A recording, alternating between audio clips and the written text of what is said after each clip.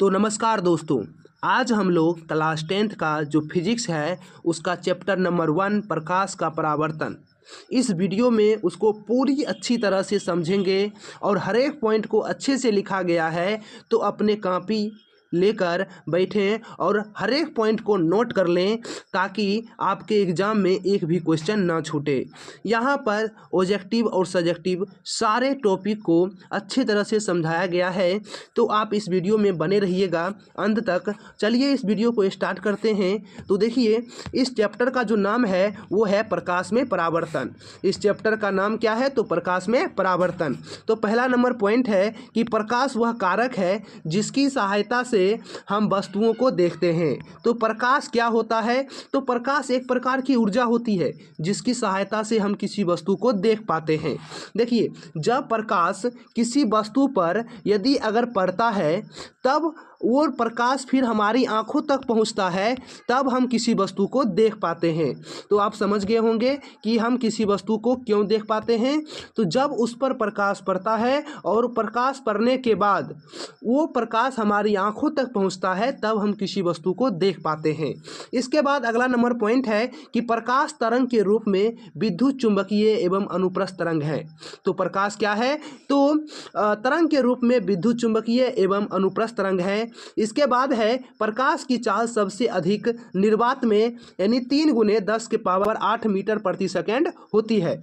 यदि अगर आप इसे किलोमीटर में बदलेंगे तो आपका हो जाएगा 3 लाख किलोमीटर प्रति सेकेंड के रफ्तार से प्रकाश की चाल होती है। ठीक है। इसके बाद है कि प्रकाश एक प्रकार की ऊर्जा है। हम पहले ही बता दिए हैं कि प्रकाश एक प्रकार की क्या है? तो ऊर्जा है। इसके बाद है कि प्रकाश सदैव सीधी रेखा में गमन करती है। तो आपको याद रखना है कि प्रकाश हमेशा किस रेखा में गमन करती है? तो प्रकाश हमेशा सीधी रेखा में गमन करती है। इसके बाद देखिए, अगला नंबर स्लाइड है कि प्रकाश के गति को सबसे पहले ओलाउस रोमर ने मापा था। तो आपको याद रखना है कि प्रकाश की गति को सबसे पहले किसने मापा था? तो ओलाउस रोमर ने। ठीक है। इसके बाद है अगला नंबर पॉइंट कि सूर्य के प्रकाश को पृथ्वी तक पहुंचने में लगभग 8 मिनट 16 सेकेंड लगते हैं। ठीक है। तो सूर्य के प्रकाश को पृथ्वी तक पहुंचने में कितना समय लगता है? तो 8 मिनट 16 सेकेंड लगता है। ठीक है। इसके बाद है प्रकाश की चाल सबसे अधिक गैस में होती है। ठीक है। उसके बाद द्रव में और उसके बाद सबसे कम जो होता है वो ठोस में होती है। देखिए, यहाँ पर आप समझिएगा, आप यहाँ पर अगर हम ध्वनि की चाल की बात करें तो सबसे ज़्यादा जो ध्वनि की चाल होती है वो ठोस में होती है, उसके बाद द्रव में होती है, उसके बाद गैस में होती है। लेकिन प्रकाश की चाल इसके विपरीत हो जाता है। तो प्रकाश की चाल सबसे अधिक गैस में होती है, उसके बाद द्रव में होती है और उसके बाद ठोस में होती है। ठीक है। तो अगर आपसे पूछा जाए कि प्रकाश की चाल सबसे अधिक किस में होती है, यदि अगर आपको ऑप्शन में गैस मिले, द्रव मिले, ठोस मिले और प्लास्टिक मिले, अगर ऐसा ऑप्शन दिया रहता है तो उसमें आपको गैस मारना है। लेकिन यदि अगर सवाल में पूछे कि प्रकाश की चाल सबसे अधिक किस में होती है, यदि अगर उसमें निर्वात आ जाए तो आपको निर्वात में टिक मारना है, क्योंकि निर्वात जहाँ पर कोई भी यानी कि किसी प्रकार का वायु, किसी प्रकार का कोई चीज़ नहीं होता है तो उसे निर्वात कहा जाता है। ठीक है। जहाँ नहीं हवा बहता है, ना कोई गैस पाया जाता है, तो उसे हम निर्वात कहते हैं। तो क्या कहेंगे? तो निर्वात कहेंगे। इसके बाद देखिए, कहता है, वही समझा दिए हैं यहाँ पर कि प्रकाश की चाल ध्वनि की चाल की विपरीत होती है, क्योंकि ध्वनि सबसे तेज ठोस में चलती है। ठीक है। इसके बाद अगला नंबर पॉइंट है कि सूर्य हम पृथ्वीवासियों के लिए प्रकाश का सबसे बड़ा प्राकृतिक स्रोत है। तो प्रकाश का सबसे बड़ा प्राकृतिक स्रोत कौन है? तो वो है सूर्य। आपको याद रखना है। ठीक है। इसके बाद है कि सूर्य हम पृथ्वीवासियों से लगभग 15 करोड़ किलोमीटर दूरी पर है। कितना करोड़ किलोमीटर? तो 15 करोड़ किलोमीटर की दूरी पर है। तो आप इसे भी याद रखिएगा। ठीक है। इसके बाद अगला नंबर आप देखिए, यहाँ से आपका सब्जेक्टिव क्वेश्चन चालू होता है। तो हर एक पॉइंट को अच्छे से समझना है और हर एक पॉइंट को अच्छे से नोट करके लिख लीजिए यहाँ। इसके बाद यदि अगर आप एक भी वीडियो नहीं देखते हैं तो आपका एक भी क्वेश्चन नहीं छूटेगा और हर एक पॉइंट को अच्छे से एकदम आसान भाषा में लिखा गया है। तो आप समझने की कोशिश कीजिए। लीजिए। तो देखिए पहला नंबर है क्वेश्चन कि प्रकाश स्रोत किसे कहते हैं। तो प्रकाश स्रोत क्या होता है, तो देखिए जिस वस्तु से प्रकाश निकलता है उसे प्रकाश स्रोत कहा जाता है। ठीक है, जिस वस्तु से प्रकाश निकले उसे क्या कहेंगे, प्रकाश स्रोत। जैसे कि सूर्य से प्रकाश निकलता है, बल्ब से निकलता है, लालटेन से निकलता है और अन्य ऐसे भी सामग्री होते हैं जिससे प्रकाश निकलता है, तो उसे प्रकाश स्रोत कहा जा सकता है। इसके बाद देखिए प्रकाश स्रोत ये दो प्रकार के होते हैं, एक तो होता है प्राकृतिक, एक होता है मानव निर्मित। तो देखिए प्राकृतिक जैसे हो जाएगा आपका सूर्य हो जाएगा, तारा हो जाएगा आदि जो होते हैं ये प्रकाश के प्राकृतिक स्रोत होते हैं। इसके बाद मानव निर्मित में देखिए क्या क्या आएंगे, तो देखिए मानव निर्मित में बिजली आ जाएगा, बिजली का जलना, बल्ब या ट्यूबलाइट हो सकता है, मोमबत्ती हो सकता है, लालटेन हो सकता है आदि जो हैं ये सब प्रकाश के मानव निर्मित स्रोत होते हैं। ठीक है, इसके बाद देखिए दूसरा नंबर है कि प्रदीप्त या दीप्यमान वस्तु किसे कहते हैं। तो देखिए कुछ वस्तुएं प्रकाश उत्सर्जित करती है, जिस वस्तु से प्रकाश निकलता है उसे प्रदीप्त वस्तु कहा जाता है। यहाँ पर वही लिखा गया है कि कुछ वस्तुएं प्रकाश उत्सर्जित करती है उसे क्या कहेंगे, प्रदीप्त वस्तु कहेंगे। जैसे देखिए सूर्य से प्रकाश निकलता है उसे प्रदीप्त वस्तु कहेंगे। बिजली का जलता हुआ बल्ब जो हो जाएगा आपका हो जाएगा क्या, प्रदीप्त वस्तु हो जाएगा। इसके बाद है जलती हुई मोमबत्ती, प्रदीप्त वस्तु कहलाएगा। ठीक है, और आदि ऐसे भी जैसे बल्ब हो गया, ट्यूबलाइट, टर्च हो जाएगा, ये सब जो होते हैं प्रदीप्त वस्तु यानी दीप्यमान वस्तु कहलाते हैं। ठीक है, इसके बाद देखिए अगला नंबर है कि अप्रदीप्त वस्तु किसे कहते हैं। तो देखिए कुछ वस्तुएं प्रकाश उत्सर्जित नहीं करती है, जैसे आपका हो जाएगा टेबल हो जाएगा, कुर्सी हो जाएगा, पुस्तक हो जाएगा, पौधे हो जाएंगे। तो ये सब पदार्थ जो होते हैं ये प्रकाश उत्सर्जित नहीं करते हैं, इसीलिए इसे अप्रदीप्त वस्तु कहा जाता है। इसके बाद है कि प्रकाश के प्रकीर्णन किसे कहते हैं, यहाँ से क्वेश्चन बन सकता है। तो देखिए जब प्रकाश जब सूक्ष्म कणों पर पड़ता है तो वे कण उन पर पड़ने वाले प्रकाश कुछ ऊर्जा को, तो जो प्रकाश जो उस कण पर पड़ता है उस ऊर्जा को अवशोषित कर फिर उसे चारों ओर विसरित कर देते हैं। इस प्रक्रिया को ही प्रकाश का प्रकीर्णन कहा जाता है। ठीक है, जब प्रकाश की किरण यानी कि आती है तो उस वायुमंडल में बहुत सारे कण पाए जाते हैं और वो कण जो होते हैं वो क्या कर देते हैं, प्रकाश को फैला देते हैं, जिसे प्रकाश का प्रकीर्णन कहा जाता है। इसके बाद देखिए अगला नंबर है कि पार्श्व परिवर्तन क्या है। ये उतना इम्पोर्टेंट नहीं है लेकिन आपके किताब में दिया हुआ था तो इसीलिए हम बता रहे हैं। ठीक है, तो देखिए वस्तु का दाहिना भाग समतल दर्पण में प्रतिबिंब का बायां भाग तथा वस्तु का बायां भाग प्रतिबिंब का दाहिना भाग दिखाई पड़ता है, इसी को पार्श्व परिवर्तन कहते हैं, जैसे कि आप इस इमेज में देख सकते हैं। तो यहाँ देखिए क्या है कि जो इसका जो आर का जो दायां भाग है दर्पण में आपको बायां दिखाई दे रहा होगा। ठीक है, जैसे कि इस दर्पण में आप अच्छी तरह समझ सकते हैं कि पार्श्व परिवर्तन क्या होता है। जैसे देखिए आप आईना में खड़ा हो जाइएगा तो आपका जो दाहिना हाथ है वो आईने में बामा हाथ को दिखाएगा। ठीक है, तो इसे ही पार्श्व परिवर्तन कहा जाता है। इसके बाद अगला नंबर है कि पारदर्शी पदार्थ क्या होते हैं। पारदर्शी पदार्थ के बारे में हम लोग जानेंगे, यानी कि ट्रांसपेरेंट।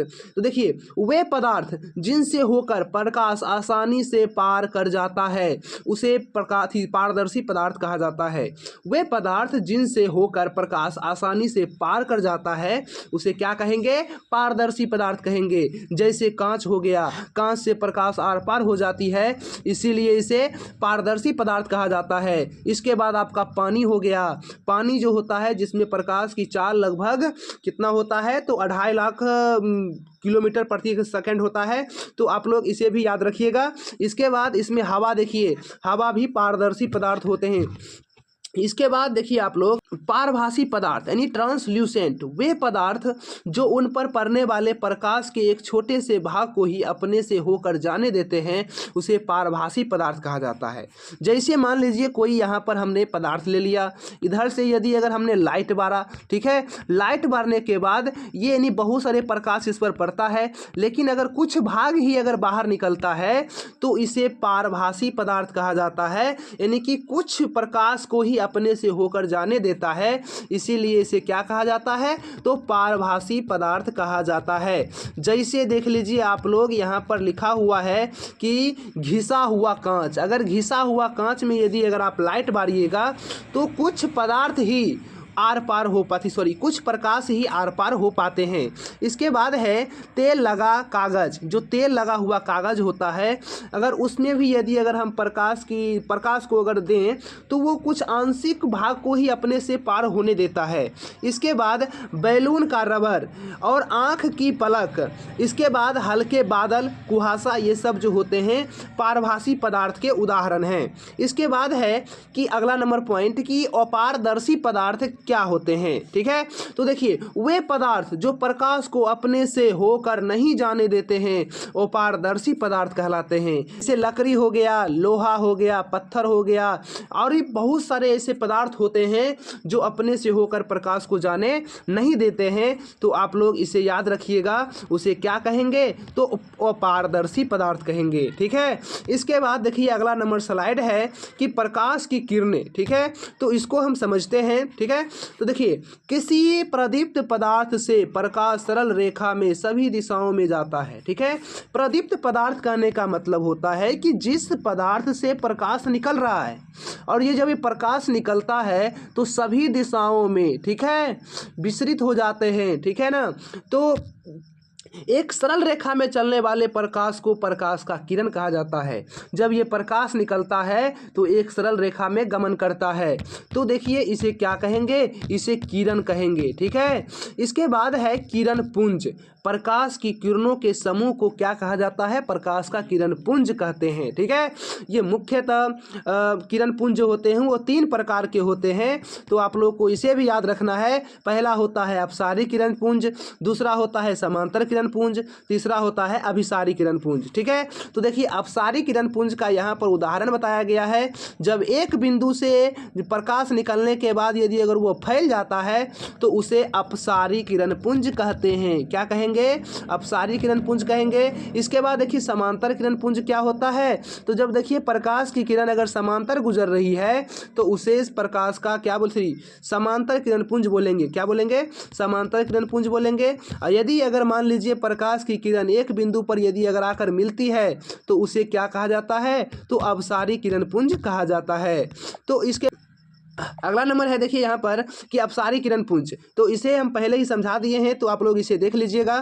देखिए यहाँ पर कहा गया है कि इस प्रकार के किरण पुंज में प्रकाश की किरणें एक बिंदु स्रोत से निकलकर फैलती चली जाती है। देखिए यहाँ पर एक बिंदु दिखाई दे रहा होगा और यहाँ से जो प्रकाश की किरण है वो फैलती चली जा रही है, तो इसे क्या कहेंगे, तो अपसारी किरण पुंज कहेंगे। इसके बाद बी नंबर है कि समांतर किरण पुंज। तो देखिए ऐसे किरण पुंज में प्रकाश की किरणें एक दूसरे के समांतर होती है। बहुत अधिक दूरी पर स्थित प्रकाश स्रोत जैसे सूर्य से आते किरण पुंज को समांतर किरण पुंज माना जाता है। जब सूर्य से प्रकाश आता है तो उसे समांतर किरण पुंज ही माना जाएगा। ठीक है, इसके बाद है आपका सी नंबर की अभिसारी किरण पुंज।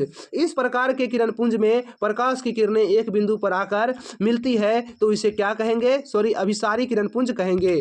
क्या कहेंगे, अभिसारी किरण पुंज कहा जाता है। ठीक है, इसके बाद देखिए अगला नंबर है आपका कि प्रकाश के परावर्तन की परिभाषा। यहाँ से आपका मोस्ट इंपोर्टेंट क्वेश्चन चालू होता है जो कि आपका जो कि आपके एग्जाम के लिए बहुत ही इंपॉर्टेंट है, तो आप इसे ध्यान रखिएगा। तो देखिए इसमें है कि प्रकाश का, सबसे पहले हमको समझेंगे कि प्रकाश के परावर्तन की परिभाषा। प्रकाश का परावर्तन होता क्या है, माना कि जब देखिए एक आईना ले लीजिए आप, ठीक है, आईना को इसे रख देंगे, जब ऊपर से अगर लाइट मारेंगे तो ये प्रकाश पड़ने के बाद, ठीक है, ऐसे यानी कि चला जाता है, तो इसी को प्रकाश का परावर्तन कहेंगे। क्या कहेंगे, प्रकाश का परावर्तन कहेंगे। जब प्रकाश की किरण इधर से आ रही है और इधर की ओर जा रही है तो इसे प्रकाश का परावर्तन कहा जाता है। ठीक है, तो आप देखिए यहाँ समझिएगा कि प्रकाश के किसी वस्तु से टकराकर लौटने को प्रकाश का परावर्तन कहा जाता है। माना कि कोई वस्तु है यहाँ पर, जैसे कि यहाँ पर हम ले लेते हैं कि कोई वस्तु है और इस पर जब प्रकाश पड़ता है तो ये अगर मान लीजिए टकराकर अगर लौट रहा है तो इसी को प्रकाश का परावर्तन बोला जाता है। ठीक है, इसके बाद आपतित किरण क्या होता है, आपतन बिंदु क्या होता है, परावर्तित किरण क्या होता है, विलंब क्या होता है, आपतन कोण क्या होता है, परावर्तन कोण क्या होता है। तो इसे एक इमेज के माध्यम से हम समझते हैं। हैं तो देखिए एक जैसे यहाँ पर समतल सतह है, ठीक है, सतह है, यहाँ पर ये कांच का सतह हम ले लेते हैं और नीचे से क्या कर देते हैं, इसको पेंट कर देते हैं। अब देखिए जब प्रकाश की किरण इस पर आएगी तो ये परावर्तन हो जाएगी, ठीक है, तो इसे आपतित किरण बोला जाता है और इसे ही परावर्तित किरण बोला जाता है। इस किरण को परावर्तित किरण बोलेंगे और इस किरण को हम आपतित किरण बोलेंगे, ठीक है, और इस पर एक हम अभिलंब मान लेते हैं जो कि जिसे अभिलंब बोला जाता है, ठीक है, और इस जहां पर ये तीनों मिलते हैं इसे आपतन बिंदु कहा जाता है, ठीक है। तो ये हो गया आपतित किरण, ये हो गया परावर्तित किरण और ये आपतन बिंदु हो गया, और यहाँ पर जहां पर ये तीनों मिलते हैं उसे आपतन बिंदु कहा जाता है। तो आप इसे समझ गए होंगे। और इसको जहां पर देखिए कोण का निर्माण हो रहा है तो यहाँ पर आपतित किरण है तो ये आपतन कोण हो जाएगा, ये परावर्तित किरण है तो ये परावर्तन कोण हो जाएगा। तो आप यहाँ पर समझ गए, इसको क्या बोलेंगे, तो आपतित किरण, इसको परावर्तित किरण, इसको अभिलंब बोलेंगे। यहाँ पर आपतन बिंदु होता है, इस कोण को आपतन कोण और इस कोण को परावर्तन कोण कहा जाता है। तो यहाँ पर आप लोग समझ गए होंगे। तो चलिए अब चलते हैं यानी कि पॉइंट की ओर। तो देखिए प्रकाश आपतित किरण क्या होता है, सबसे पहले हम समझेंगे आपतित किरण। किसी सतह पर पड़ने वाली किरण को आपतित किरण कहते हैं। किसी सतह पर पड़ने वाली किरण को आपतित किरण कहा जाता है। उसके बाद है आपतन बिंदु। जिस बिंदु पर आपतित किरण सतह से टकराती है, ठीक है, उसे आपतन बिंदु कहते हैं। इसके बाद है परावर्तित किरण। यहाँ से जब आपतित किरण आई और परावर्तित हो जाएगी तो इसी को परावर्तित किरण कहा जाएगा, ठीक है। और अभिलंब देखिए किसी समतल सतह किसी बिंदु पर खींचे गए लंब को ही, ठीक है, उस बिंदु का अभिलंब कहते हैं। इसके बाद आपतन कोण क्या होता है, आपतित किरण आपतन बिंदु पर खींचे गए अभिलंब कोण से जो कोण बनाती है, अभिलंब से जो कोण बनाती है उसी को आपतन कोण कहा जाता है। और परावर्तित किरण अभिलंब से जो कोण बनाएगी उसे परावर्तन कोण कहेंगे। तो आप इसे समझ गए होंगे। तो चलते हैं अगले नंबर स्लाइड। प्रकाश के परावर्तन के नियम को लिखे। तो ये बहुत ही मोस्ट वीवीआई क्वेश्चन है, ठीक है। तो देखिए प्रकाश के परावर्तन के मुख्यतः दो नियम होते हैं। पहला होता है आपतन कोण परावर्तन कोण के बराबर होता है। जो ये आपतन कोण होता है ये परावर्तन कोण के क्या होते हैं, तो बराबर होते हैं। इसके बाद आपतित किरण परावर्तित किरण आपतन बिंदु पर डाला गया अभिलंब तीनों क्या होता है, एक ही तल में होता है, ठीक है। तो आप इसे याद रखिएगा। इसके बाद देखिए अगला नंबर है कि प्रतिबिंब की परिभाषा लिखें।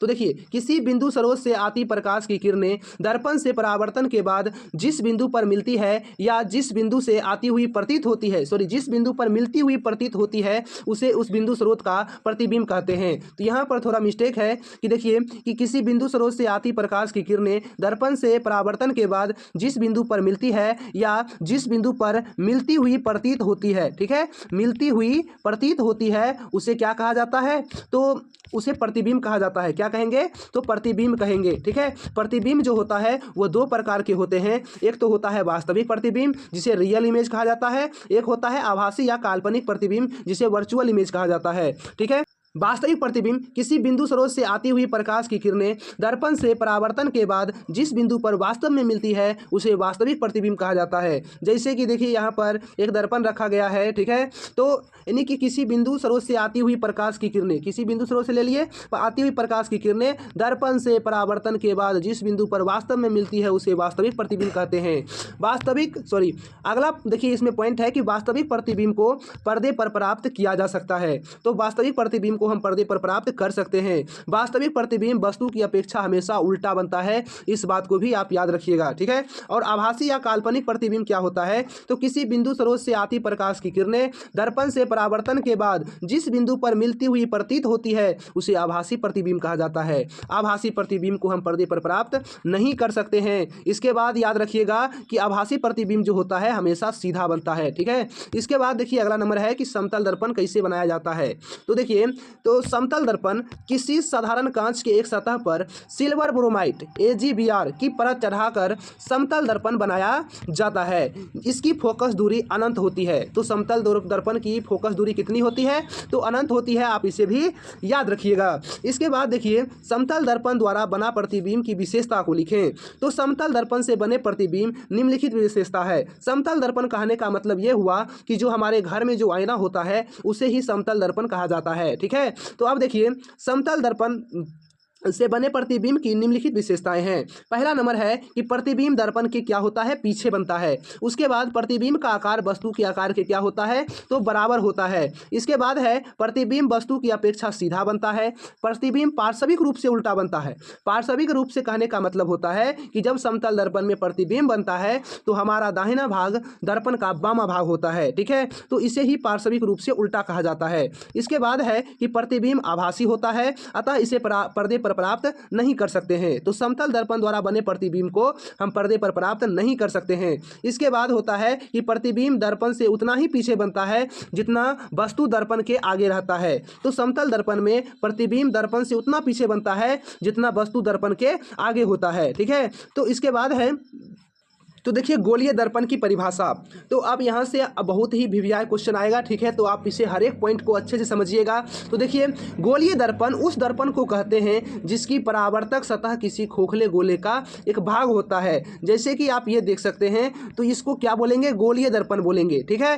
तो इसके बाद यदि अगर इसे अलग कर दिया जाए तो ये दो भाग में बढ़ जाते हैं, जिसमें एक भाग का होता है अवतल दर्पण और दूसरे भाग को कहते हैं उत्तल दर्पण कहते हैं, ठीक है। तो देखिए उत्तल दर्पण किसे कहते हैं समझिएगा, जिस दर्पण का परावर्तक तल बाहर की तरफ उभरा हुआ रहता है। यहाँ पर देखिए इस इमेज में समझाया गया है उत्तल दर्पण को। आप यहाँ से इमेज को देखकर आप यानी कि इसका आंसर लिख सकते हैं कि उत्तल दर्पण क्या होता है। तो देखिए उत्तल दर्पण में क्या होता है, तो उसका परावर्तक सतह जो होता है वो उभरा हुआ रहता है, ठीक है, तो उसे क्या बोलेंगे, उत्तल दर्पण बोलेंगे। इसके बाद अवतल दर्पण में क्या होता है, तो जिस दर्पण का परावर्तक तल अंदर की तरफ दबा हुआ रहता है उसे अवतल दर्पण बोलेंगे। तो आप यहां से समझिए, देखिए एक दर्पण हम लेते हैं और जैसे ये ले लिए, ठीक है, और इसका क्या कीजिए हम कि इस भाग को रंग दिए। तो इसका देखिए परावर्तक भाग आपका ये वाला हो गया, ऊपर वाला हिस्सा हो गया। तो ये जो होता है आप धंसा हुआ है, तो यहाँ से देख सकते हैं, तो इसको क्या बोलेंगे, तो अवतल दर्पण बोलेंगे। क्या बोलेंगे, अवतल दर्पण। जिस दर्पण का परावर्तक भाग धंसा हुआ रहता है उसे हम अवतल दर्पण बोलते हैं, और जिस दर्पण का परावर्तक भाग उभरा हुआ रहता है उसे उत्तल दर्पण कहते हैं। इसके बाद देखिएगा अगला नंबर है कि गोलीय दर्पण से संबंधित विभिन्न पद। तो देखिए गोलीय दर्पण में वस्तु की स्थिति को जानने के लिए कि वस्तु को कहाँ रखेंगे, उसका प्रतिबिंब कहाँ बनेगा, तो सबसे पहले आप इस पॉइंट को समझना होगा कि ये ध्रुव क्या होता है, ये वक्ता केंद्र क्या होता है, वक्ता त्रिज्या क्या होता है और मुख्य अक्ष क्या होता है। तो आप इसे नोट कर लीजिए, हम आगे इमेज के माध्यम से समझाते हैं। तो जैसे देखिए यहाँ पर कि सबसे पहले ये देखिए आप, यहाँ का जो बिंदु है इसको पोल बोला जाता है। इसको क्या बोलेंगे, तो पोल बोलेंगे, और इस रेखा को ही मुख्य अक्ष बोला जाता है। क्या बोलते हैं, इसको मुख्य अक्ष बोलते हैं, ठीक है। इसके बाद देखिएगा यहाँ पर आपको सी दिखाई दे रहा होगा, तो इसे वक्ता केंद्र कहा जाता है। इसके बाद इस यहाँ पर आपको एफ दिखाई दे रहा होगा, तो इसको क्या बोलेंगे हम, तो फोकस बोलेंगे। यहाँ पर इसको फोकस बोला जाता है, ठीक है, इसको वक्ता केंद्र, इसको पोल बोला जाता है, और इस रेखा को हम क्या बोलते हैं, तो मुख्य अक्ष बोलते हैं। इसके बाद देखिएगा तो यहाँ पर यहाँ से लेकर यहाँ तक की दूरी को वक्ता त्रिज्या बोला जाता है, और इसके बाद यहाँ से लेकर यहाँ तक की दूरी को फोकस दूरी बोला जाता है। तो आप इसे समझ गए होंगे, अगर नहीं समझे हैं तो वीडियो को दोबारा देख लीजिए, अच्छे समझ जाइएगा। इसके बाद देखिए अवतल दर्पण के कई उपयोग हैं। यहाँ से क्वेश्चन बनता है कि अवतल दर्पण के 2 उपयोग या 3 उपयोग पूछ देते हैं, तो आप लोग इसे याद रखिएगा। तो देखिए अवतल दर्पण का जो उपयोग होता है वो टर्च में किया जाता है, क्योंकि ये प्रकाश को फैला देता है, इसीलिए टर्च में इसका उपयोग होता है।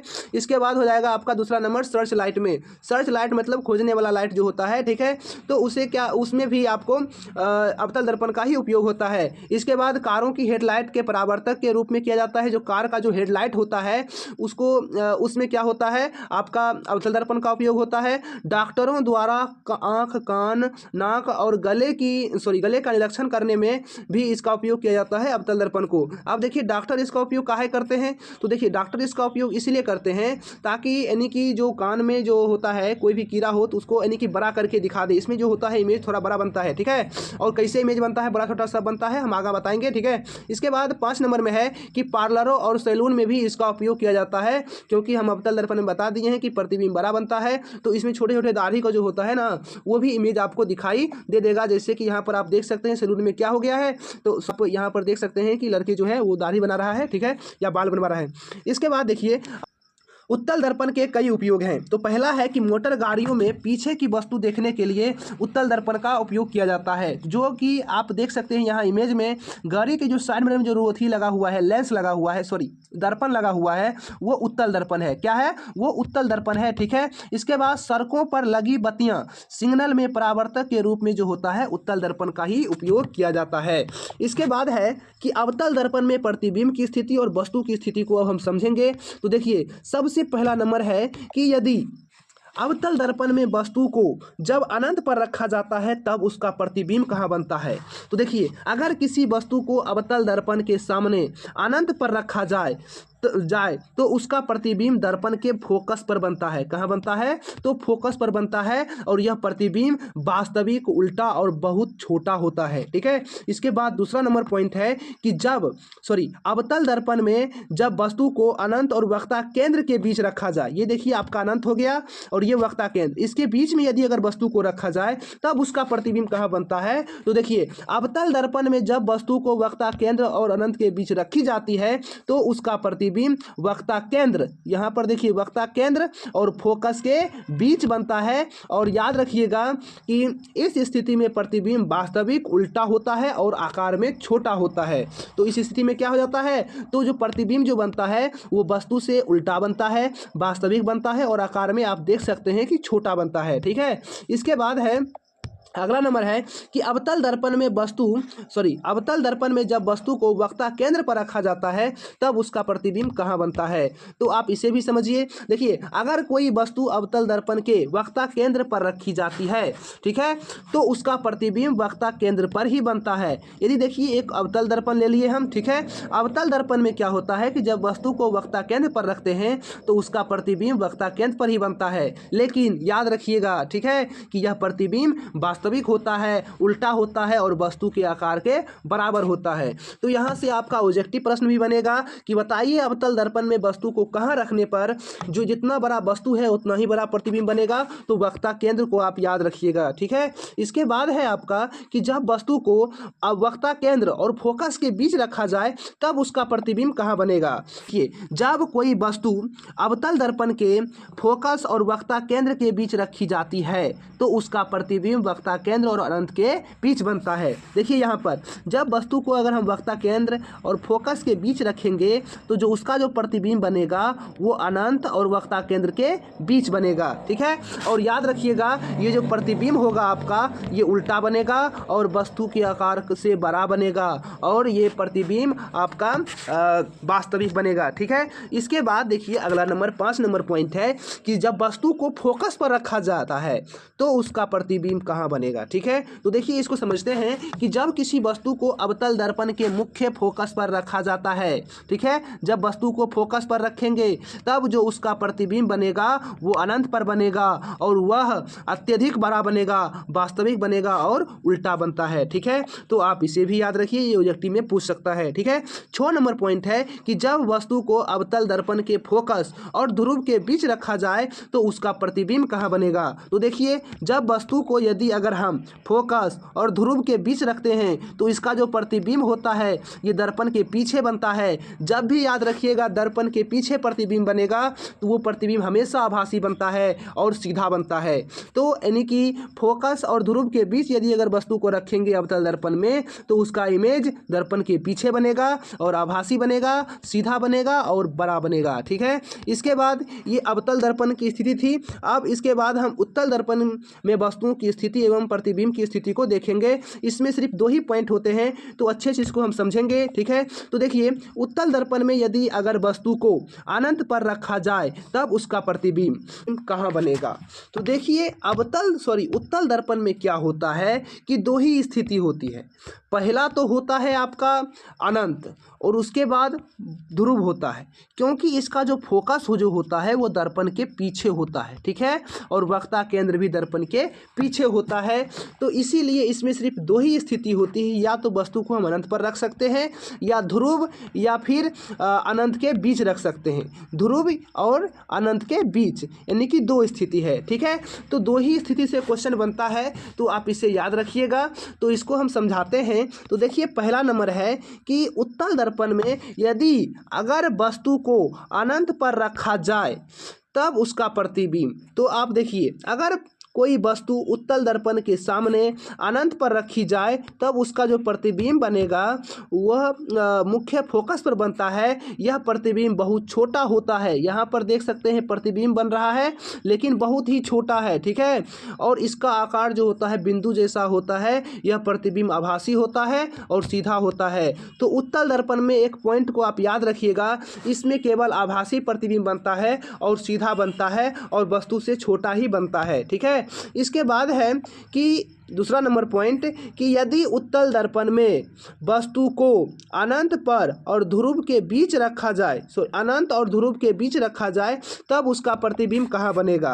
यानी कि एक हम उत्तल दर्पण लेते हैं और इसमें एक मुख्य अक्ष खींचते हैं, फोकस दर्पण के पीछे होता है, तो आप इसे याद रखिएगा। तो यदि अगर हम वस्तु को अनंत और ध्रुव के बीच रखते हैं तो इसका जो प्रतिबिंब होता है वो क्या कहाँ बनता है, तो यहाँ पर बनता है, यानी कि फोकस और ध्रुव के बीच बनता है और ये वस्तु से छोटा बनता है और सीधा बनता है और आभासी प्रतिबिंब बनता है। ठीक है, तो इसे भी आप लोग याद रखिएगा। इसके बाद देखिए कुछ महत्वपूर्ण पॉइंट है जहां से क्वेश्चन बनते हैं, तो आप इसे याद रखिएगा। ठीक है, तो पहला नंबर है कि अवतल दर्पण की वक्रता त्रिज्या और तथा फोकस दूरी f ऋणात्मक होती है। आप देखिए ये काहे ऋणात्मक होता है समझिएगा। अवतल दर्पण है आपका, ठीक है, और इसका जो फोकस दूरी होता है वो इस तरफ होता है। ठीक है, और वक्रता त्रिज्या भी वो दर्पण के क्या होता है, सामने होता है।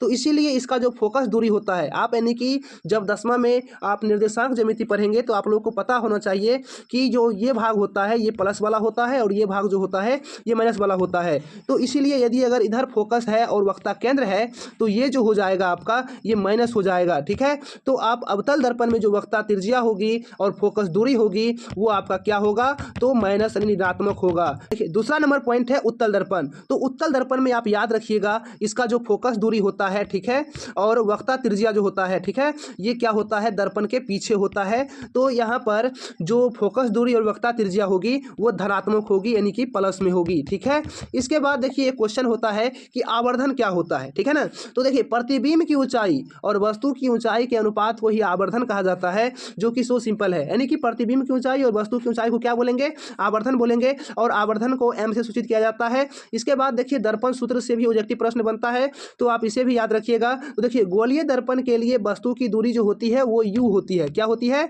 u होती है, और इसके बाद प्रतिबिंब की जो दूरी होती है वो v होती है, और फोकस दूरी f, जो फोकस दूरी होती है उसे क्या कहा जाता है, तो f कहते हैं, क्या कहेंगे, f, और इसके बीच हमको संबंध बताना है। ठीक है, तो देखिए जिसे दर्पण सूत्र, अगर हम संबंध बता देंगे तो उसी को हम दर्पण सूत्र कहते हैं, आप इसे समझिएगा। ठीक है, तो ये देखिए आपका दर्पण सूत्र हो गया। ठीक है, 1/v प्लस 1/u बराबर 1/f बराबर 2/r।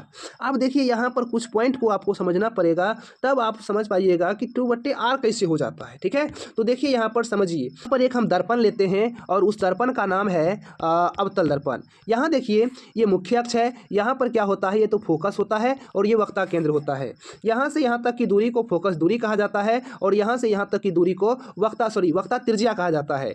तो अब यहाँ देखिए अगर फोकस दूरी को यदि अगर दुगना कर देंगे, ये फोकस दूरी और ये देखिए दुगना कर दिए तो वो यानी कि r के बराबर हो जाता है। यानी कि यहाँ की दूरी को क्या कहते हैं, तो वक्रता त्रिज्या कहा जाता है, जिसे r से सूचित किया जाता है।